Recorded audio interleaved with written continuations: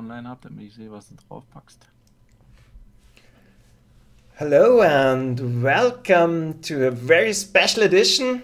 This time we're going to talk about Panzer 2 and we have a special guest here. No, it's not someone of the dev team, but it's Lieutenant Joker. So, hello Lieutenant Joker. Hi there. Well, I was at least a game developer at some point, just not on this game. Yeah, so the plan is, I'm not in the dev team, by the way, either, so the plan is just to go through the dev diaries they have released. I know I'm a little bit late. The first dev diary is already from July, but better late than never.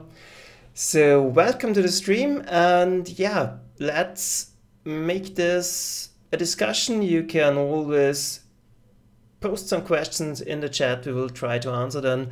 But yeah, let's try to stay focused on the things that are actually in the dev diary, because there's a lot of discussion about 3D or not. Will it ruin the game or not? Yeah, pointless to discuss that now, because it will be 3D and we will see how the end product is. But yeah, we should concentrate on discussing gameplay and informations we actually have at the moment. Yeah. So let's switch to the actual dev diary.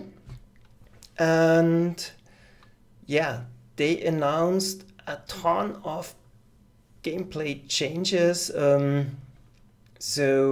Well, first I think let's take a look at the first screenshot they released. And I hope, Lieutenant Joker, you can see it. There will be a little bit of a delay.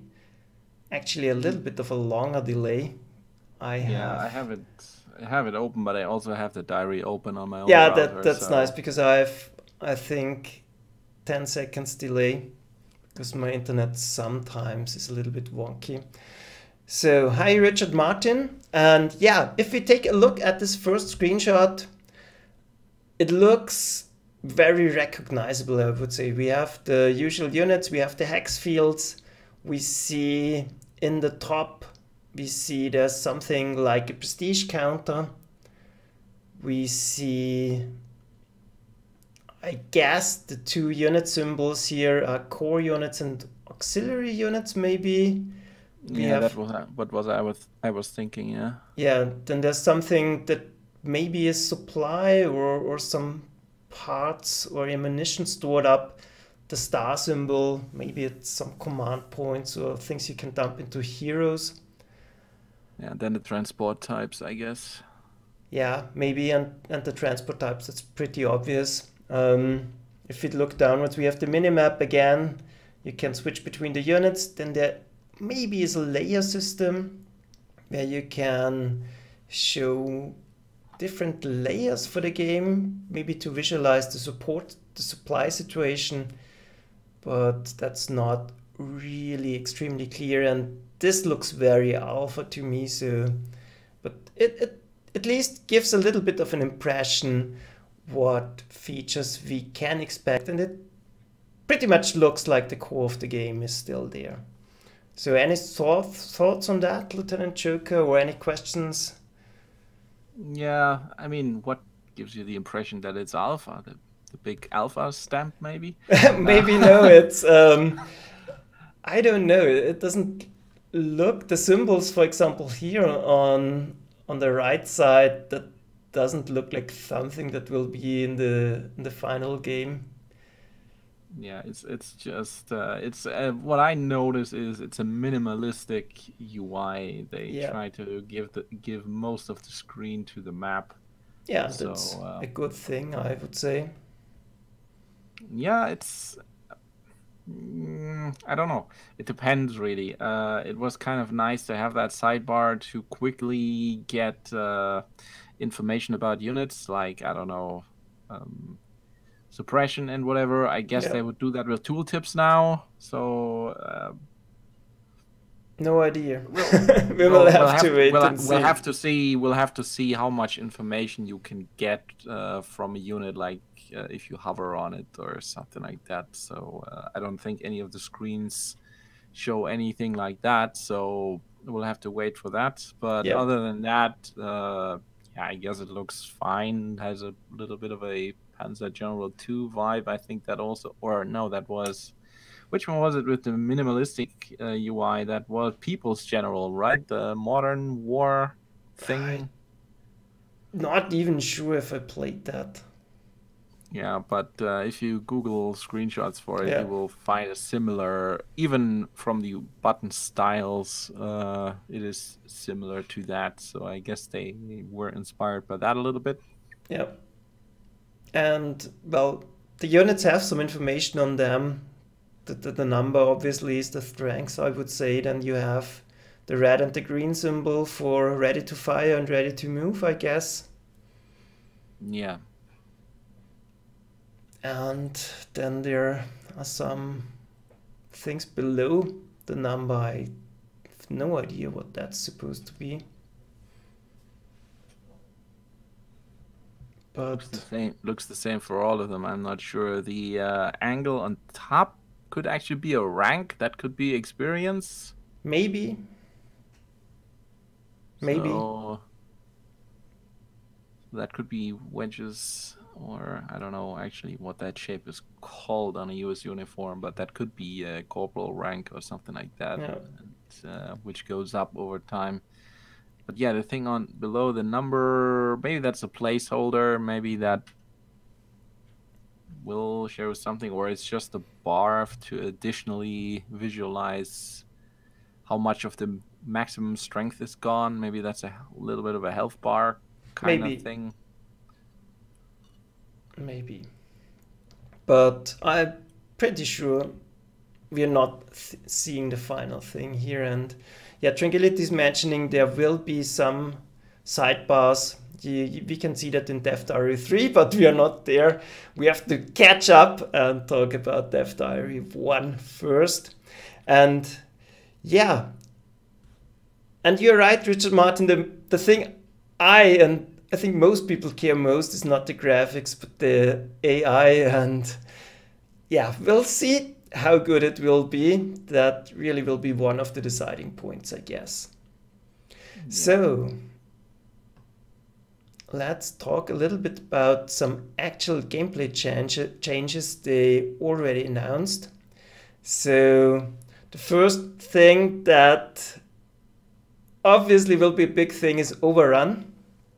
And I'm a little bit scared if I read Overrun. They're writing they had to put it back in because it was the most requested feature. And yeah, I can get behind that. I really enjoyed Overrun in Panzer General, but it was so ridiculously overpowered.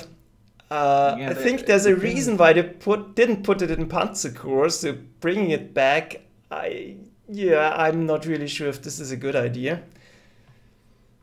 Yeah, I have a specific opinion about that. The Panzer General and Panzer Corps had the issue that they didn't really have a map scale that was in any way consistent. That's why you could never really say, is your division a army, a division, is it a battalion, is it whatever.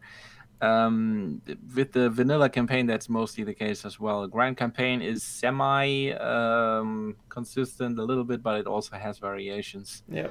Panzer General 2, from what I remember, was semi consistent with a certain kind of scale, and it definitely had a lower scale than Panzer General 1 had. It didn't have you invade France, but it had you invade this particular city in France. Yeah, so and it's only represented in the map style. So on Panzer General 2, you see actual buildings and trees. Exactly, and that's the reason why in that game, Overrun to me made sense, because the distances were smaller, and on small distances, on small scale, I can see, yeah, weakened units can be totally overrun by tanks or taken out on the fly.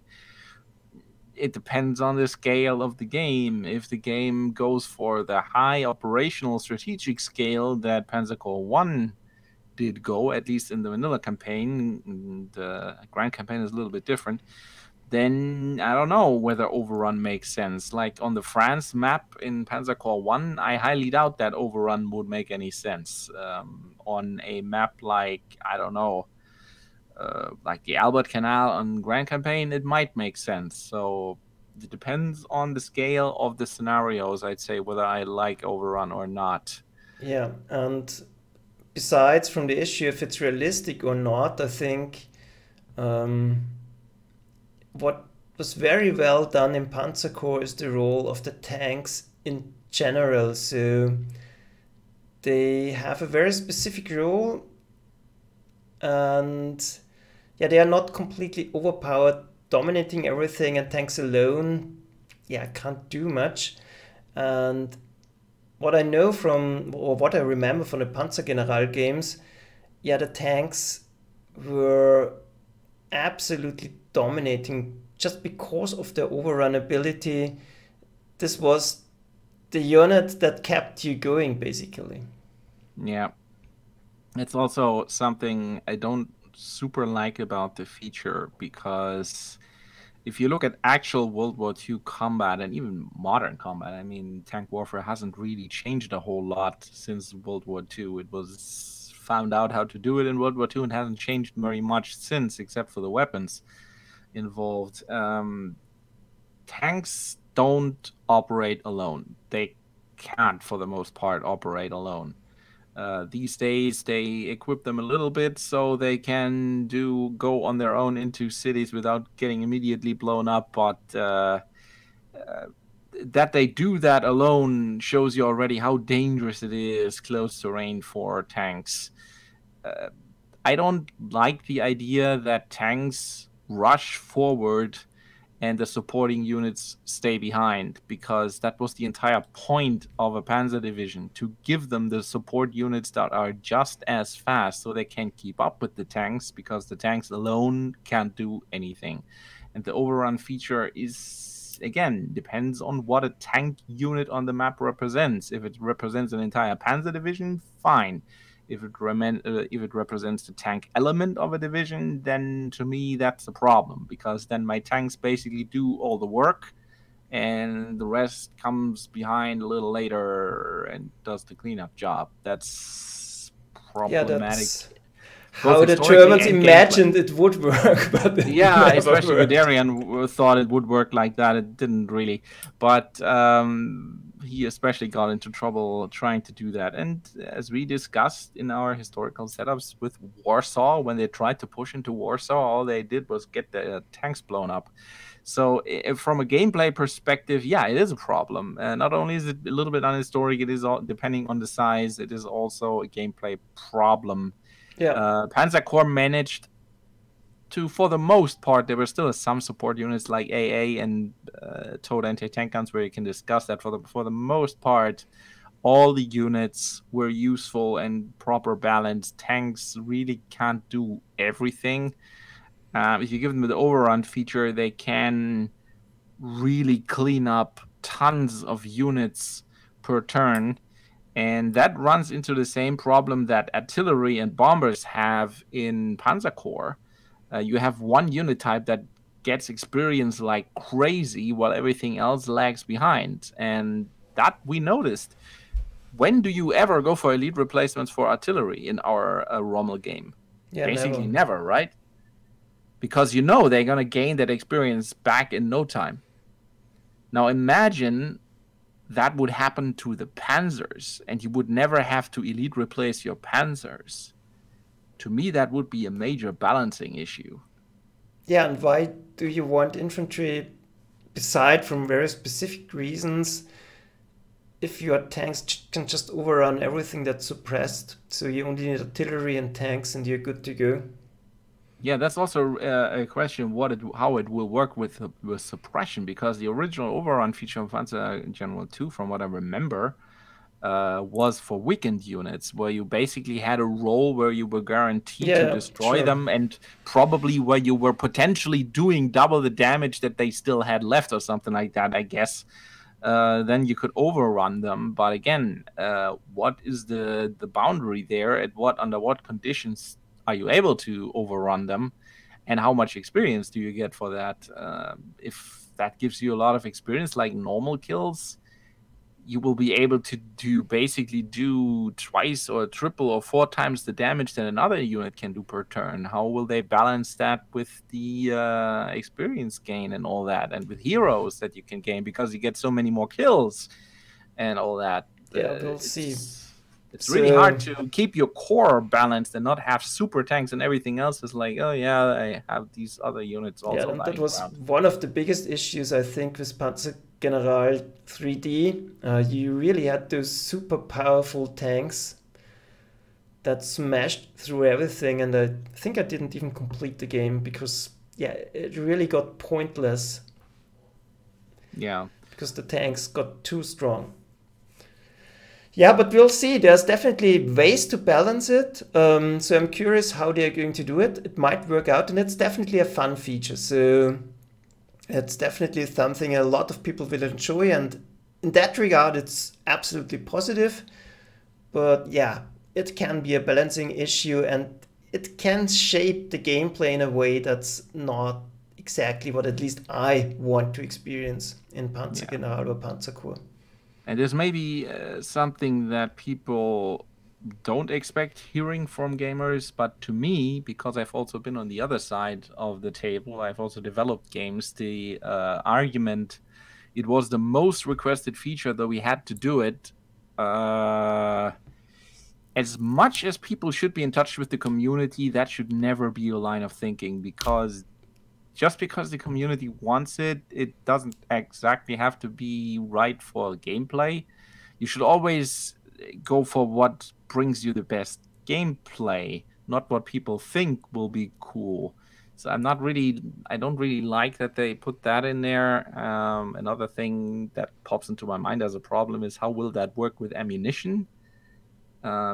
Because tanks might then run out really quickly out of ammunition and stuff. I'm not actually sure what that was like in Panzer General 2. I'm not even sure if they used ammunition for the overrun. Yeah, that will make it even more overpowered, because they say here they don't use the attack action. Well, that is fine, but if they also don't use an ammunition loss, that would be a little bit of a problem, I think. We'll see. We'll see. Yeah, we'll see. So, moving up to the next one, we have Encirclement.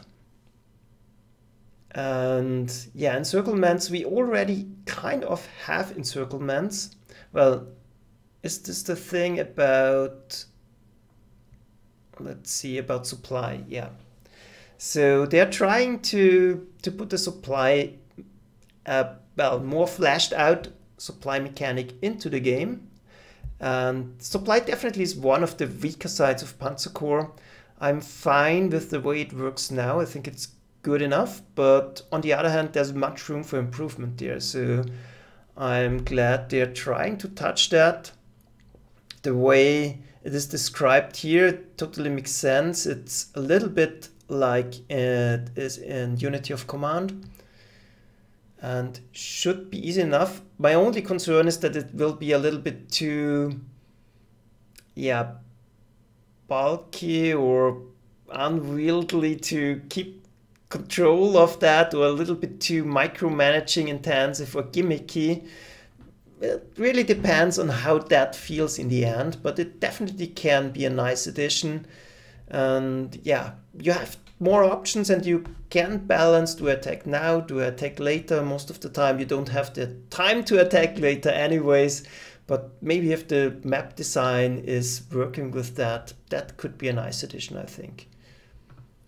Yeah, what I don't understand yet from the description here is actually, what does it actually mean to be encircled? Like, okay, if you block all the passable terrain, but yeah, but the passable terrain to where? Where's the supply coming from? So from everywhere, I think. So from your, I don't know, victory hexes, or I'm not really sure. In Unity of Command, you have those supply points, I guess, where the supplies distributed from, so it's actually visually represented. So I really think that's a smart system. Here I'm not sure. I don't think there is supply tracks or something. It's just you're in supply or out of supply. Yeah, I mean, I would think if you implement something like that, you would have to specify specific supply points on the map. I don't think it should be possible to supply just from any victory hex that you capture. Imagine D-Day. I think the Allies would be in a shitty position if they lose all the ports, even if they hold all the victory hexes inland. I mean, those would then be pretty useless, right? So unless they get maybe airfields, and how well air supply works, Stalingrad is a good example of that. So it's you would have to give the map designer at least the possibility to define where supply is coming from, because just coming from any hex or any city or any victory city, to me that would bother me, because that would make it unrealistic. We already have the situation in Panzer Corps that the AI can buy units in the backward city that is sitting around somewhere just because you didn't block it, and suddenly a ton of units is coming from that direction.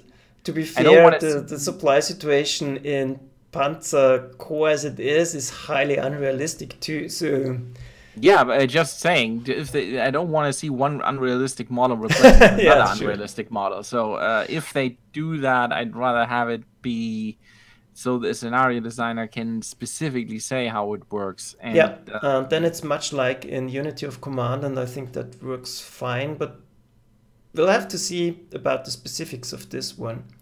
Yeah, there's also the risk of it going like, oh, I missed one fast-moving scout of the AI, and now it's going all around the map and cutting off my supply. I'm also interested to see what you actually have to do to cut off supply, because if it's just put a unit on a road, that's exactly the thing. If you have one road going to your port, the entire road and the next 200 miles around it, everything is safe except for that one strength point scout unit that managed to get itself on the road, and suddenly your entire army is out of supply.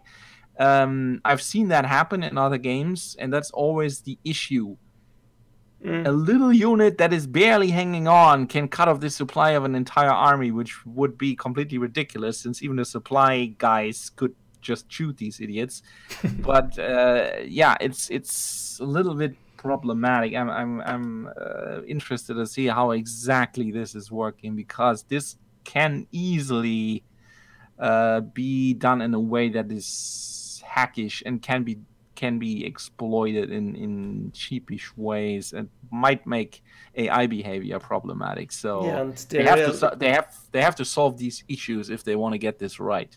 Yeah, definitely. And really there's a lot of possibility here, because that can really improve the depth of the game, but we will have to see how it's exactly done. And there are a lot of other gameplay changes that can absolutely reinforce the problems Lieutenant Joker was mentioning. The next one already is splitting units.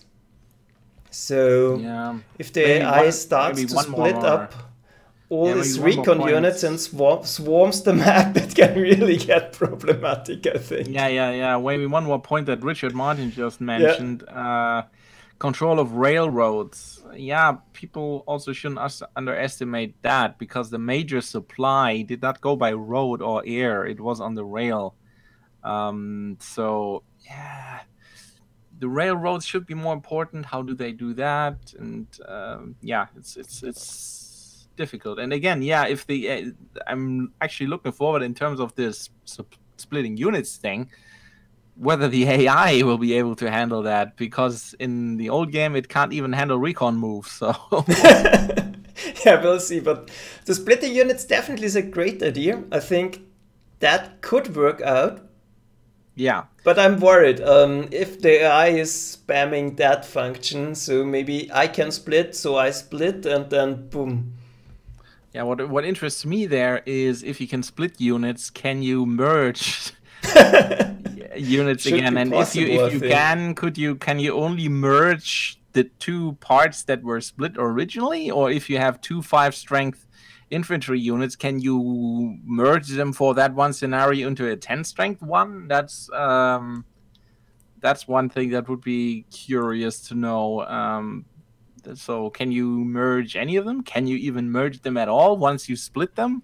I mean, that the feature itself makes sense because that was what the Germans were great at, splitting up the unit hierarchy on paper into task forces that handled a specific task, like splitting up units and reorganizing them as the need arose.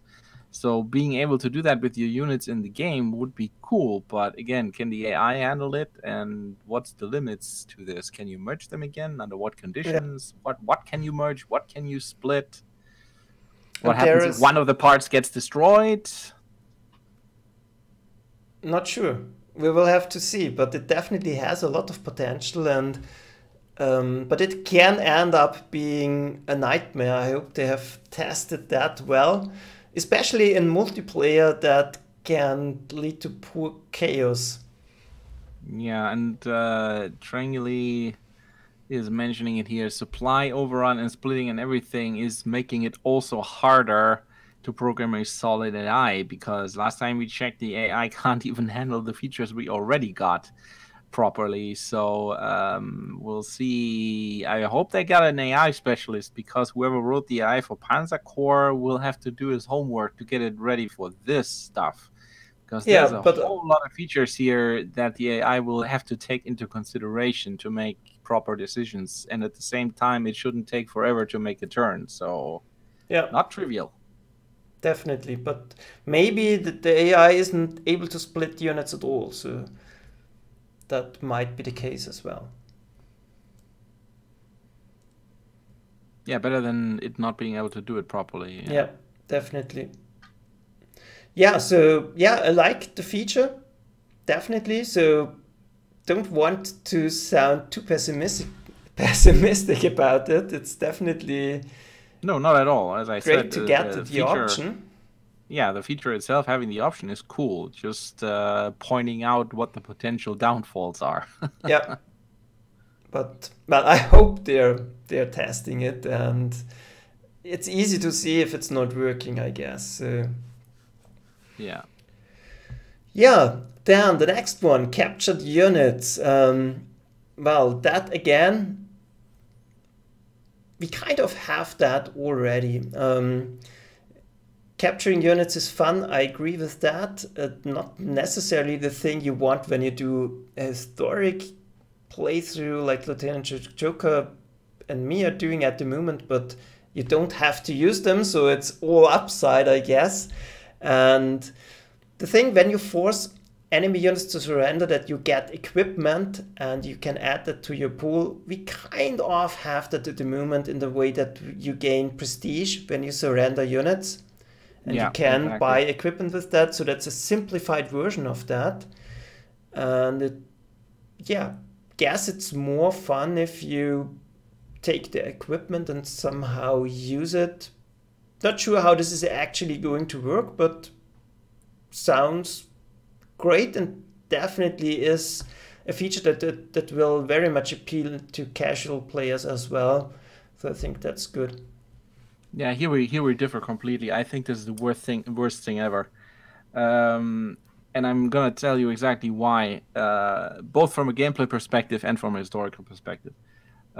Start from the historical perspective. I think the prestige variant that we have patched into the game. I don't think exactly what patch added it to Panzer Corps, but it's now in. If you surrender a unit, you get prestige for it. And the captured units are specifically placed on the map by a designer. I think that's the ideal solution. I see major problems with this. First of all, if you capture units, they get entered into a pool and you create unit with it. You can create units with it. I mean, sorry, no general that captured units had them under his control. They went back to whoever in the high command and they decided what to do with them. Second of all, captured units were rarely used. They were sometimes used if you just needed some stuff, But most of the stuff, like all the French capture tanks, for example, they were used for occupation duty. They weren't frontline units, because that comes with all kind of problems. You don't have the spare parts. They have different ammunition. That's a supply nightmare. That's why most people didn't use it, except if they just didn't have anything around. If they were in a pinch and they needed tanks and they didn't have anything else. But it's not the preferred solution for any army. They just don't like that. Even Lend-Lease caused issues in that regard, even though they were supplied with large numbers and with the supplies that came with them. But even then, the Russians complained about some of that. So historically, it's questionable. From a gameplay perspective, I see this as a major balancing and testing issue. Imagine you design a map and you have to consider that the player can basically capture any unit you put on the map and use it later or there or in that very map. I'm not sure how they intend to do that, whether you can use it immediately or later in your core, but you basically don't have to balance against the German units now. You basically have to balance it against the Russian, American, and Polish and French, and basically all the units in the equipment file can now be used by the player. To balance a map against that is, in my opinion, an absolute nightmare. And people were complaining that players run through the campaign with 20 Tigers. Well, now they will run through the campaign with 5 Tigers, 5 KV tanks, and 5 Shermans or something like that. I'm not so sure this is a great idea. The capture tanks were something cool because they were something special, because you couldn't easily get them. There was some special Easter egg on the map that you had to find and do some special stuff to get. If you can just get it by surrendering any unit, I'm not so sure I like that. It will be less special and you will be way too tempted. Oh, that's a tank, a Russian tank. That is for the next 2 years 10 times better than anything I have. Let's surrender 5 of those in the next 5 maps, and then I'm not going to use any German tanks anymore for the next 15 scenarios. I'm not so sure that's a great idea. It's, in my opinion, this has a high potential to break the game and make it very little fun and have very unrealistic and unpredictable core forces. Yeah, that's true, but I'm not really sure if it's meant that way, that you really force, for example, a QV to surrender and then you get a QV, because if it's that way, yeah, it sounds a little bit dubious, but equipment is captured and added to a pool. To create new units and replenish existing ones. Yeah, that's a little unclear how this works exactly. I agree. Maybe this is something like you get points or parts and you can create something out of that, or replenish existing ones for free. That the way I understood it, it's very much like getting the prestige you get at the moment, and maybe you can, if you have enough points added to your pool, you can actually create a QV. You have to work for it and then you get it. So yeah, if it's that way, I think there's not much difference to the system like it's now. But I agree, from a gaming, or from my gaming perspective, I wouldn't change it at all. But it's a feature maybe a lot of people will enjoy, and for that reason alone, it's good, I think. But if you just can farm the map and take all the equipment, of course, it's ridiculous. Yeah. Yeah, that's the thing. If good players, I mean, when I watch your Munchstein games, you're still way better with seeing opportunities for surrenders than I am. If I see players of your quality going into this, I just don't want it. I want the game to be, let me put it this way, I don't want the game to have a possibility for a good player that knows how to exploit certain AI situations. I don't want it to be possible that these guys farm stuff where they can build completely unrealistic, ridiculous stuff. like running around with 5 KVs in the German Panzer division or something like that. That should be something, in my opinion.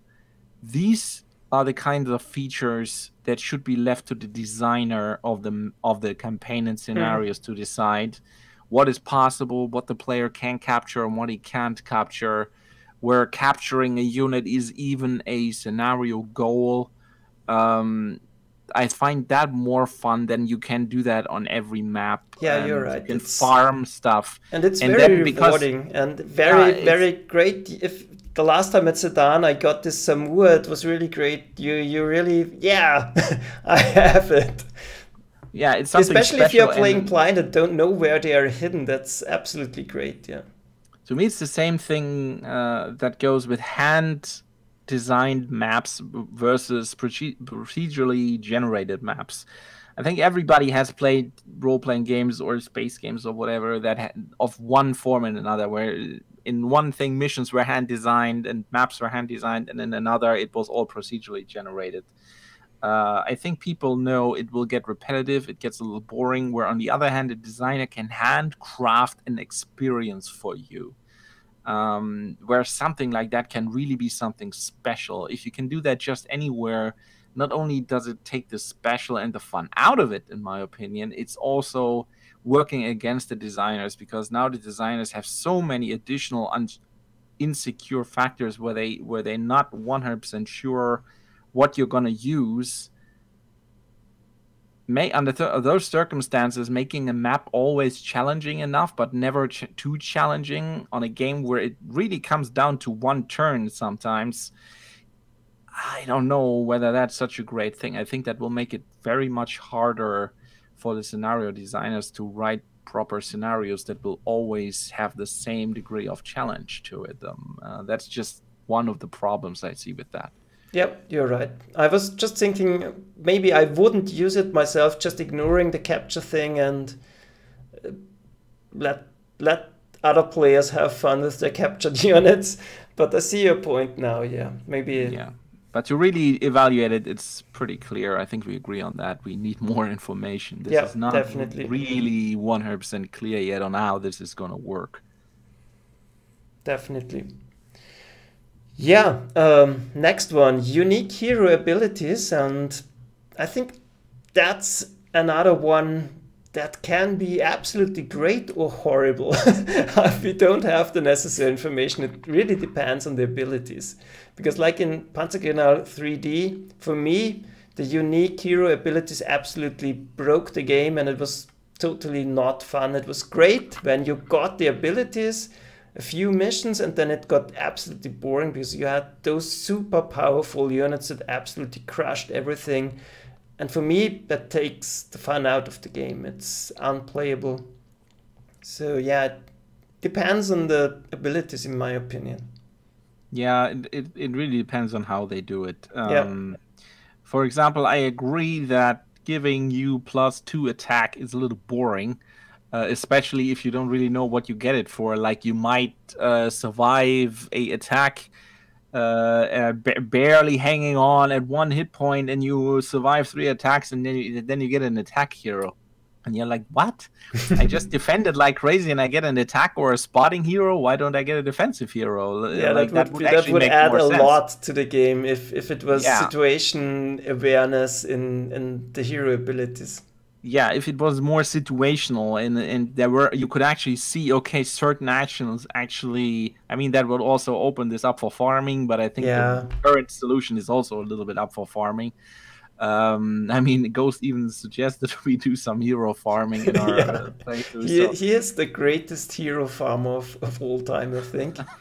I think you can never prevent that. I mean, certain exploits and certain farming things, that is as old as the Civilization games, that people try to make the most of out of the game mechanics. But in principle, it can be cool. It just shouldn't be overpowered, because then units will become defined by their heroes more than by the type of equipment they have, and I think that shouldn't be the case. Also, I don't know. currently, anybody who played the patched Grand Campaign knows they put in those hero units like Oledier, and later you get Michael Wittmann and Hartmann in the air, and all these aces and whoever. I mean, Super Rudel later in the Stuka. People already complained a little bit that those slightly unbalanced the game for some people because they were so overpowered. Okay, they were optional because you got them additionally. They weren't actually heroes you got on your units, so you could even just disband them if you didn't like them. But yeah, but it's hard to disband it once you get it. Yeah, exactly. That's something hardly people will ever do, and it is an example on how this hero stuff can go into the too far extreme. Yeah, absolutely. So, I totally agree. If I would prefer they would be weak bonuses that barely make a difference, but have a background in what the unit actually did. So it gives you a little bit of a role play element to it.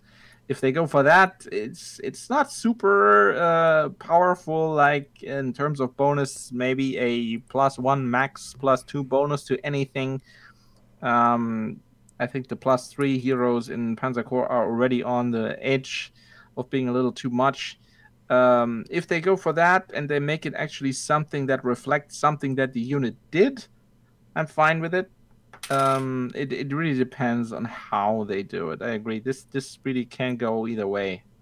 Yeah, definitely. And I think, for example, Oledier is a very good example. Having one Oledier on the map, High Goose, it feels great because you have this one special unit, but it really is Oledier and not a Gebirgsjäger because they don't even remotely compare in power level. And if you have the option to get those kind of heroes on all of your units, it gets completely insane. So it ruins every balance and it just doesn't feel like a war game anymore.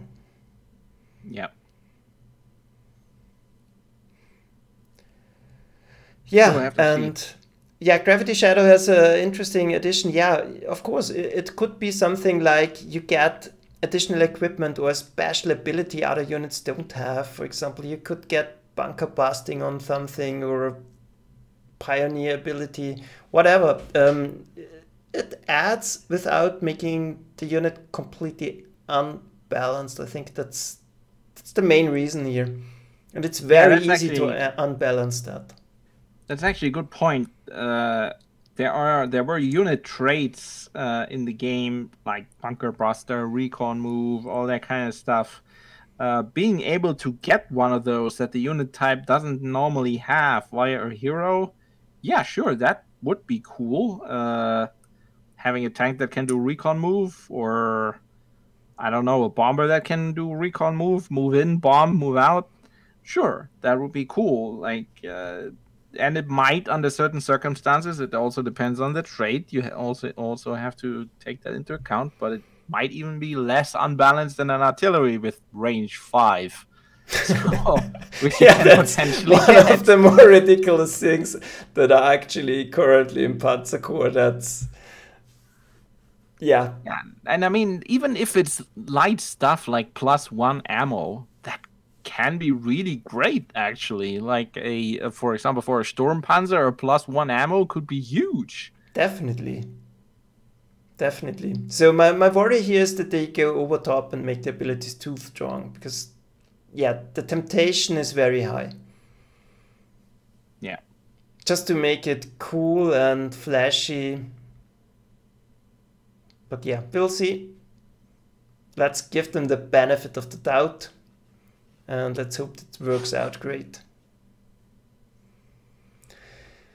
Yeah, but generally unique hero abilities are would be a great addition to the game, I think. Yeah, absolutely. So next one is actually a big one, air and naval warfare. So depends on how relevant this will be on the maps, but for me, there are two important things. First of all, they clarified that ground combat will more or less stay as it is. So there will be no facing or other factors like that in ground combat, and I think that's very important because it doesn't make sense to do a flanking shot on a Panzer division. Don't know how that should work, or a Panzer battalion. You can't hit them from the side where their armor is weak. So that's good that that's not going to happen. And on the other side, it very much makes sense, for example, for ships. So yeah, there's a lot of potential in that, and the possibility to finally get something like Pacific General or Pacific Corps is, yeah, great. So I think there's only upside to that, I hope. I hope Lieutenant Joker doesn't crush my dreams again. No. I mean, clearly the naval combat was the weakest part in Panzer Corps because it was based on Panzer General, and Panzer General was based on basically just the German side of the war, and well, the Germans didn't really do anything much with ships, so it made sense that there wasn't any major focus on it. But if you want to do the entire World War II situation, you have to do a little bit of the Pacific area, and naval landings are already a little iffy in Panzer Corps. Naval battles themselves are also not the greatest. So yeah, I see improvement for that. I'm also very happy that they didn't do anything to the ground combat. Again, yeah, having side shots on a certain type of tank because it had weak side armor and blah, and yeah, that wouldn't make any sense whatsoever. Because they're not facing individual tanks. That they do that with big ships, yeah, sure. I mean, a battleship on Panzer Corps certainly represents only one battleship. I mean, the same for a carrier. So for certain kinds of units, sure, it makes total sense that you would have a facing. At least more than for ground units. I'm not sure whether the turn length of the game actually makes that a lot of sense, because if a turn is like a day or 3 days, doesn't make a whole lot of sense to do a flanking shot on the Bismarck, because the entire day the Bismarck was facing that direction. Yeah, I'm not a big fan on this level on facing at all, honestly, but it makes at least a little bit more sense for big capital ships than it makes for ground units. So I can at least get a little bit behind that, though I'm not a major fan of it, but I'm all for making the naval warfare a little bit better. Air combat is another issue. I'm not sure I would do a lot to that. I think air combat was actually fine. Yeah, I agree, but I don't... If they change it and it's better or equal, it's fine. I don't have to stick to the way it is. Yeah, I get the air combat to me was good enough. I'd say the only thing that I would change is that you can just move units in rain into position, and then you have spotting on the next turn. That's a shitty mechanic, even though we all use it. That should probably be fixed. Another one would potentially be something that you could borrow maybe from Pacific. No Order of Battle. That was the one where you could actually have, when you land units, first of all, that you can land more than one unit on a carrier, and you actually land them, and you don't have to put them around them, and then the carrier can't move anymore. That's a little stupid. So you can actually land them on the carrier like you can do in that game, and that you can land more than one unit on the actual field of an airplane, and then a little hangar appears. The graphics are even in Panzer Corps for hangars already. And then you can actually assault that airfield and the planes either with bombing runs or on the ground, and you can actually take out aircraft on the ground that way. I think that would be a little better. Also fix that thing that I didn't know, that if you have the airfield on your turn, you can still supply even if the AI takes it on its turn. to me, a turn is both sides have moved. So to me, it doesn't make any sense that I can still supply even though the AI took it. Those three things I would change. Other than that, I'm actually pretty happy with the way air combat works. So I personally wouldn't touch that too much. It's fine as it is. Naval battle is another story, but me neither. But if they change it, if they want to change it, you have to bring some new features. So air naval warfare are definitely some things where you can make improvements. So yeah, I'm happy they're going for it and leaving the ground combat as is. So I'm happy with that. And there is one question by Goose regarding the heroes. Yeah, I do like Oledier, but if I can now get Oledier-like abilities on all my units, I don't like it. That was the point. That's kind of the same thinking I was going for with the captured units. One captured Samoa tank is cool. If you can capture 5 of them, yeah, it's maybe in the Grand Campaign, I think you get a lot of stuff and you get a lot of heroes. In my opinion, that's already a little bit too much because it's I agree. Not that special, especially the heroes you get rewarded. That's too much because I really was happy about Oledier and my first tank hero, but now I got this fighter pilot and I don't know what's still coming. So yeah, it's not that special anymore. I think you can potentially capture like 8 tanks or something like that. Yeah. Most of them become useless over time, especially the French tanks will not be useful anymore in 1943, obviously, but the fact that you can capture that many units and the game is actually supposed to be about building a core and then you get a core gifted, basically, is definitely a problem in the patched Grand Campaign. And also remember, in the original Grand Campaign, they weren't in there. They patched that in later. So they absolutely went a little overboard with that. I think it would have been more fun if some of those were auxiliary units that you only had for that one mission, and only occasionally get some capturable units that you can keep and some heroes that you can keep. It's definitely something that less is more approach can be fun, where going overboard too much might actually take the fun out of it. Yeah, definitely. And Tranquility, there will be, the way I read it, there will be some changes, but the core mechanics will stay the same, but there will be more changes than just the auto return. It will be the most, it actually says, the most important change is this one. But there will be more changes. So, for example, that aircraft drops, the effectiveness of aircraft drops, I guess that means bombs. The effect drops as the distance, okay, so they will get weaker the further they have to go away from the base, Well, that can be absolutely problematic and is... Say again, I didn't even see that. Where is that? I will highlight it. You will see it later. It's in the Naval Warfare, the second paragraph, second line.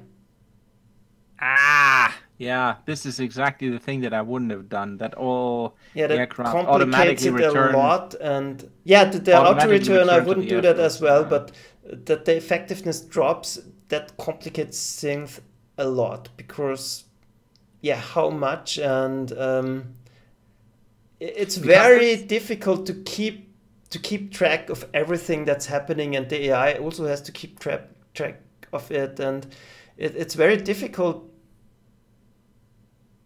to, if there's auto return, you can't do any fighter traps anymore, I think. Yeah. So you don't leave units out there, so it's less of an issue, I guess. Yeah. But how?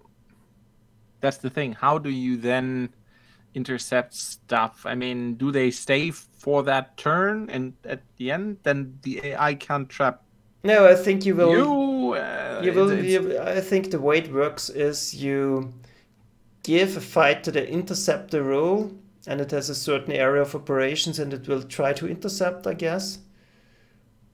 yeah, but that actually is something that they shouldn't have done, because from what I remember, because air war changed so much in modern times, People's General, which had modern units like Leopard tanks and Abrams and F-16s and all that kind of stuff,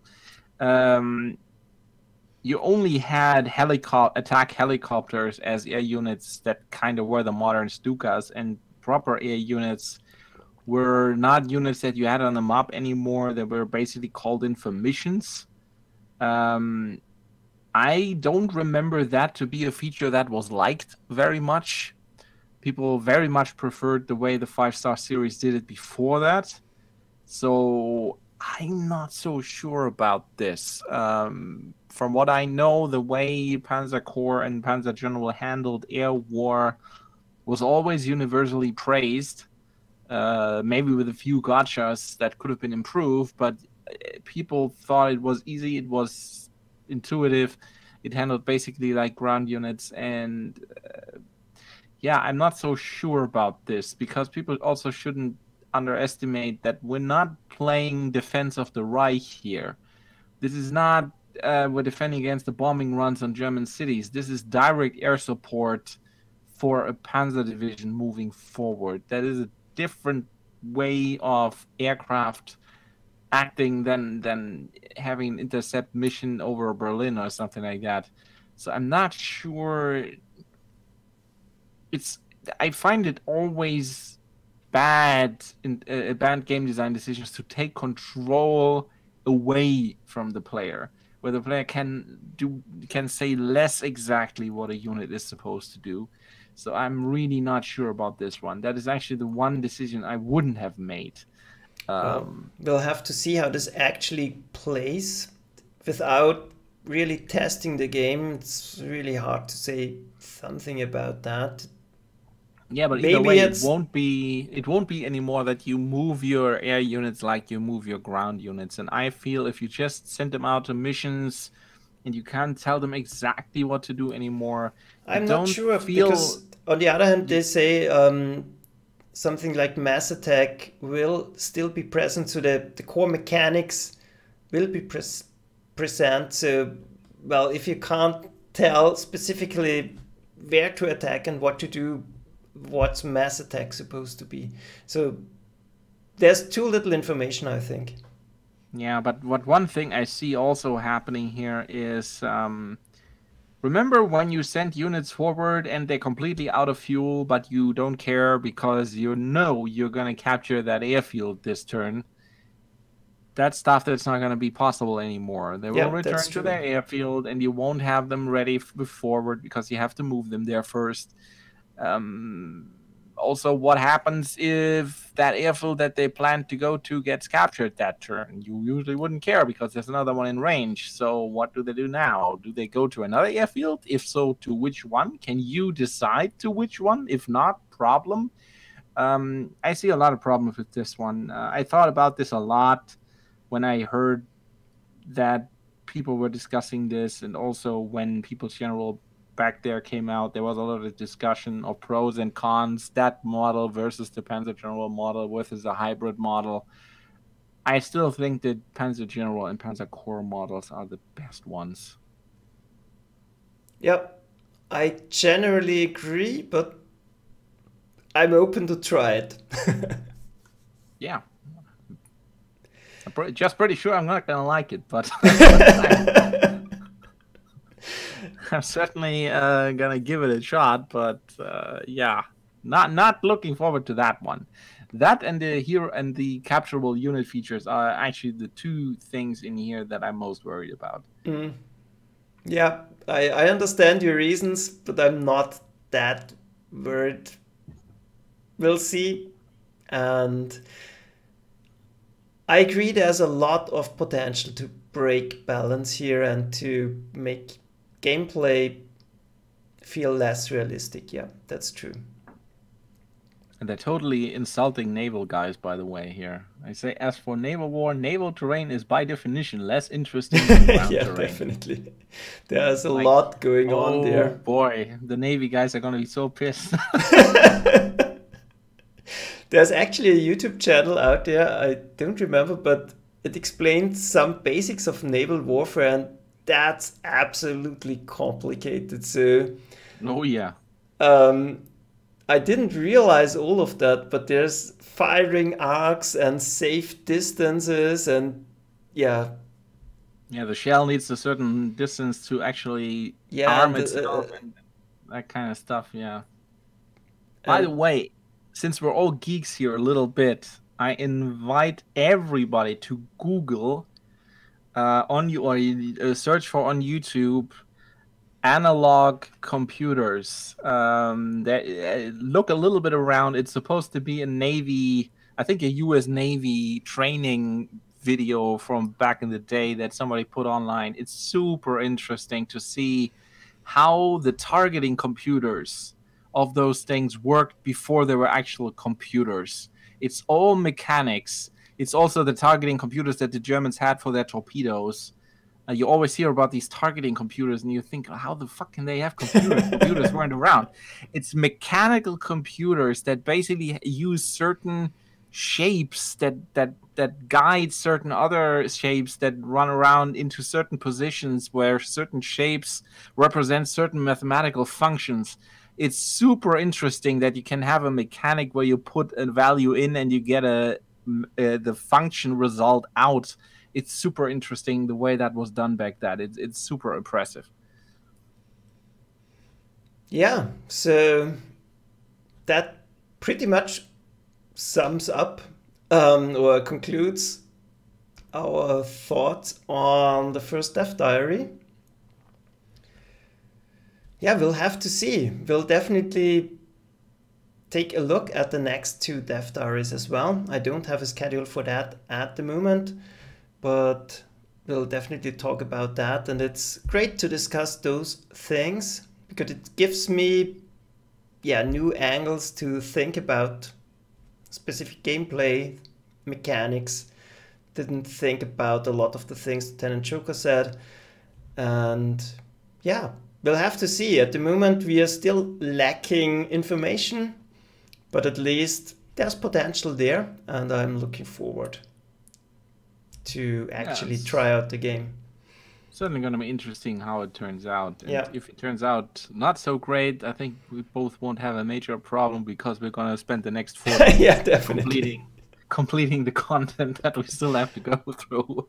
But it's going to be interesting. Yeah, It's on the other hand, you have to see that it's a great chance for Panzer in general. If you get more new people interested in the game, that's great, I think. Yeah, sure. I mean, there's not a whole lot of other stuff around the corner in this genre, so at least not on the same level of ease of use and getting into it. There's certainly a lot of super complex stuff out there, but the beer and pretzel approach, as the Americans call it, kind of way, certainly there isn't a lot of other stuff on the horizon. So I'm interested in how this goes.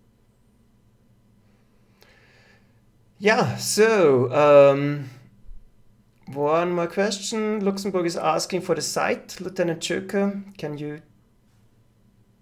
The analog thing? It's not a site. It's a video that the U.S. Navy did back then about that stuff, and somebody put it on YouTube. So you basically just Google analog computers, Navy, whatever on YouTube, and try to find it. I don't have a link for you. I don't know what it was called exactly. Let me go real quick. Give me 1 second. I'm gonna switch to my other account. Yeah. And look whether I have it in my favorites on that account. But if I don't, then you just have to Google it. Yeah, and Richard Martin, I completely agree. I can forgive a lot if it just feels right and I have more strategic and tactical options. I don't care how it looks or how specific heroes are modeled. that's not the important thing for me, but we'll see. We'll see. And yeah, Night Phoenix, I have no idea. I don't know him personally. I just played once against him in a tournament. That's all. So I have no info on that. And somebody was asking me, I think it was Ghost, when I'm gonna play Sedan. I'm not sure. We're gonna do another co-op session first. Probably relatively soon after that, I guess.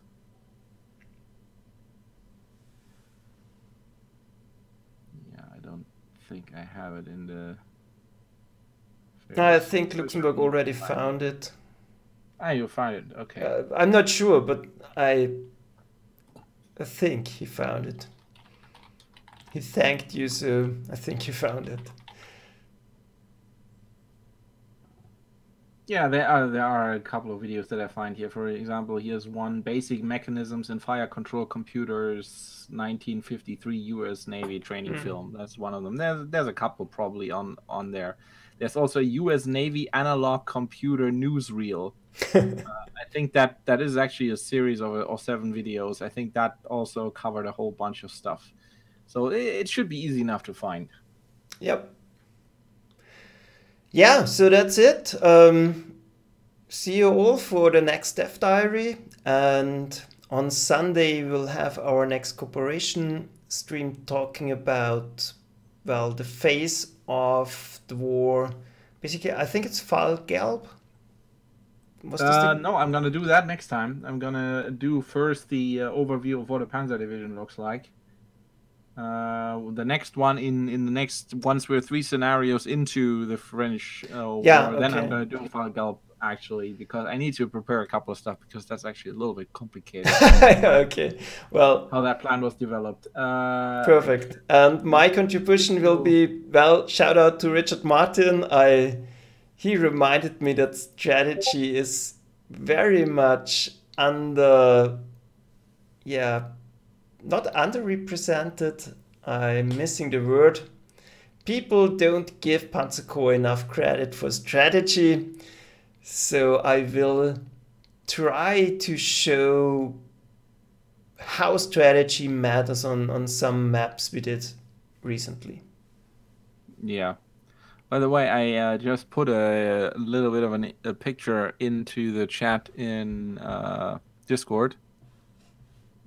In case you want to put that up as a little teaser of what's to come for the overview of what a Panzer division looks like. Oh, well, I think I'm a little bit technically I can't do it quickly, basically. Yeah, not a big issue. I don't have enough room on my monitor to balance everything. Yeah, so just people have an idea.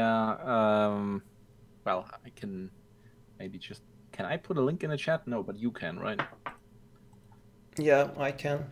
You can send it to me, then I can copy it. Yeah, then I'm just gonna upload it somewhere. That also works. Yeah, underappreciated is the word. Thank you. Underappreciated, yeah. It's a game, it's a genre that is a little bit niche, and people underestimate how cool it actually can be, and that it doesn't have to be super hard and totally intransparent. I think Panzer General actually has the honor to be the game that opened the genre up to the general audience, I think so. Yeah, that's the preview in the chat. You can safely click on that. It's nothing dangerous. And yeah, if there aren't any more questions, I think we'll finish and yeah, see you on Sunday at least, or the latest. I think there will be a Wing Commander stream next from Lieutenant Joker, if you're interested in that. Yeah, I might play another mission or two, yeah. And yeah, other than that, thanks for watching. It was an interesting discussion, and see you next time. Bye. Bye bye.